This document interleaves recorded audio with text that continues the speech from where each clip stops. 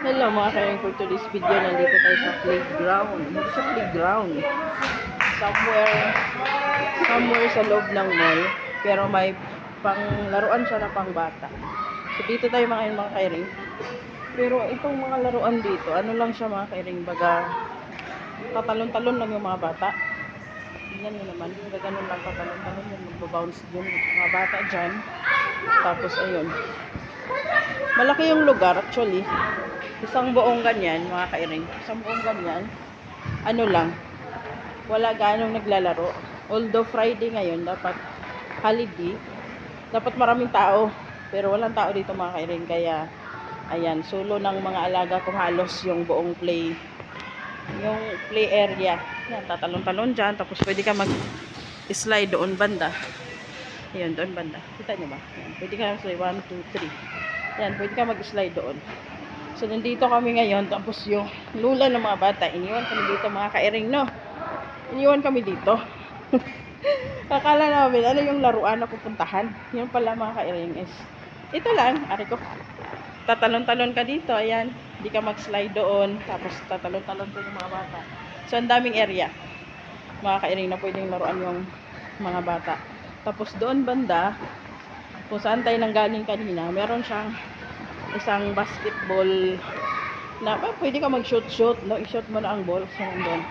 Pwede ka doon mag-shoot. So, ayan. Tapos, ang dami mga bata. Kung may marinig kayo na ibang background, ibang lingwahe. So, meaning to say, kasi, ano ba? Nagtag-i-English tayo. So, ayan. Pag may narinig kayo ibang background na busis, ibig sabihin is, ibang lahi sila, hindi sila katulad ng salita natin, no?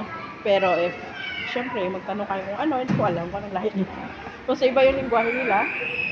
Tapos, ang dami, padami yung mga bata dito, mga kairing, kasi nga, ano na, usually pag Friday, ang daming tao, kaya ang ingay ng background natin, mga kairing. Tapos, ayun. So, tulad ng sabi ko, may palaruan dito, pwede ka mag-shoot ng bola. Kung pansin nyo, parang medyo mas maingay. Ayan yung background na ingay natin dito, kasi nga naglalaro yung mga bata. So, nakapunta na ako dito, siguro long time ago, mga ilang years na siguro, mga 5 to 4 years na. So, since then, ngayon na ako nakabalik. Kasi na, matagal-tagal na, mula nung nawala yung una kong among babae. So, matagal-tagal na talaga makairing bago ako nakabalik dito. Kaya parang nanibago ako sa area. Pero ganun pa rin naman. Kaso, syempre, ano tayo, baga, nanibago tayo kasi parang kakalabas lang natin sa alwa, mga kairing, no? Kakalabas lang natin sa alwa kasi hindi tayo masyadong napunta sa mall or maglalaro yung mga bata. Nagpapaiwan lang tayo sa bahay. Natapos natin yung ating gawain. Pero ngayon mga kairing is nandito tayo sa area kung saan naglalaro yung mga bata. Kaya ayan. Kung alam nyo yun dito, ito yung mall na 89 Mall ata. So ayan siya. Ayan, pwede kang mag-shoot.